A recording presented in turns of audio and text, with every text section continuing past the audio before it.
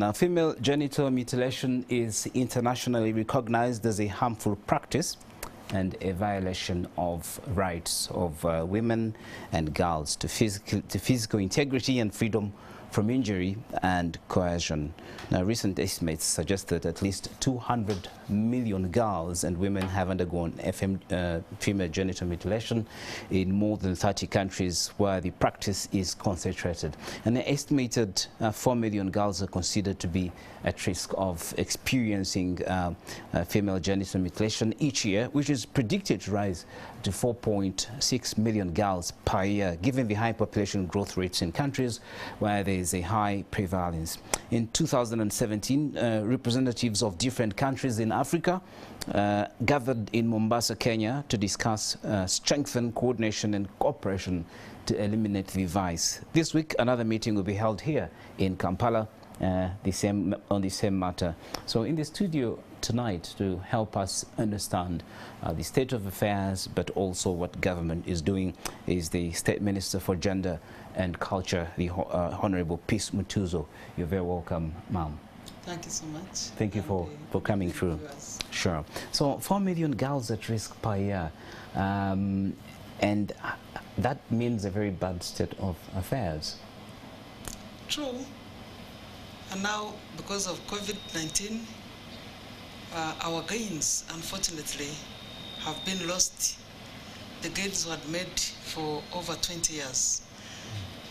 Before the closure, until the lockdown, Uganda's prevalence rate for female genital mutilation had reduced from 2016, which was standing at around 1.4 at that time, to 0.3, really negligible by the time of the closure in the lockdown. But there was a reoccurrence and a big resurgence during the lockdown, and it also went underground. And worst of it all, there was more of cross-border. And therefore we had to sit quickly and think through, because women who had even survived without it for over 45 years went back through the system, and young girls were mutilated for purposes of getting prepared for marriage during the lockdown.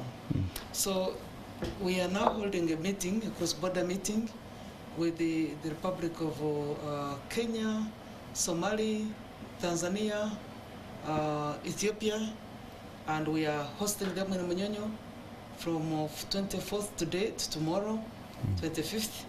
And this is part of the campaign for the 16 days of activism campaign against gender-based violence. Violence has been on the rise now. Child marriages have increased from 25 to 34%.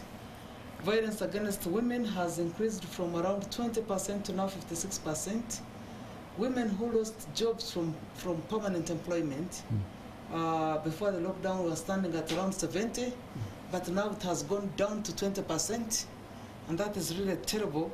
Emotional violence for boys 57% and for girls 61%, and we are losing about 77 billion shillings in management and treatment on cases of gender-based violence per year, and that is really alarming. How I wish would have had this money to put into many other measures, maybe including building schools in areas where FGM is being conducted, so we'll keep our children there. But the escalation of cross-border gender-based violence now brings us together. What do we want to achieve?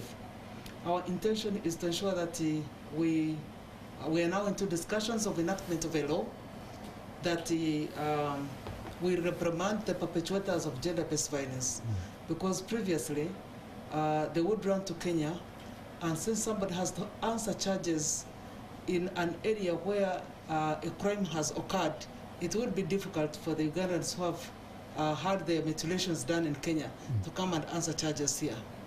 So we want to enact a law that brings all these neighboring countries together, so that wherever you are found to have caught into crime, you are able to answer to the charges rightly. Secondly, as Uganda, we are sharing good practices, because when you look at the prevalence rate, Uganda is still performing a bit better, although we are not yet comfortable, because every girl that is cut, we all bleed. So when you compare with Somalia, our neighbors, whose prevalence rate is 98%, and Kenya is at now 20%, Tanzania is at 10%. You will find Ethiopia is about 56%.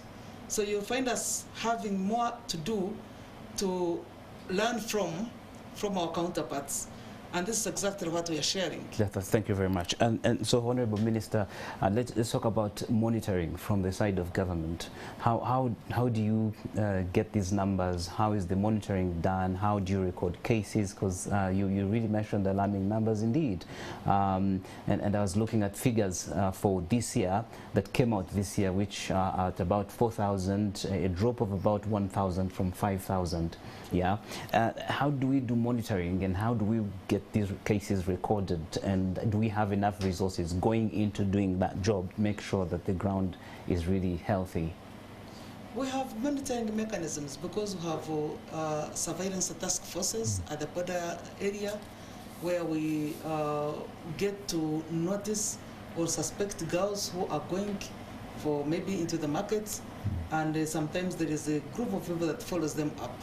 And we have also health centers where girls have gone to deliver, and they've been found with fresh wounds. Fresh wounds, yes. And that gives us an impression that it has already gone underground, but we are capable of recording and documenting.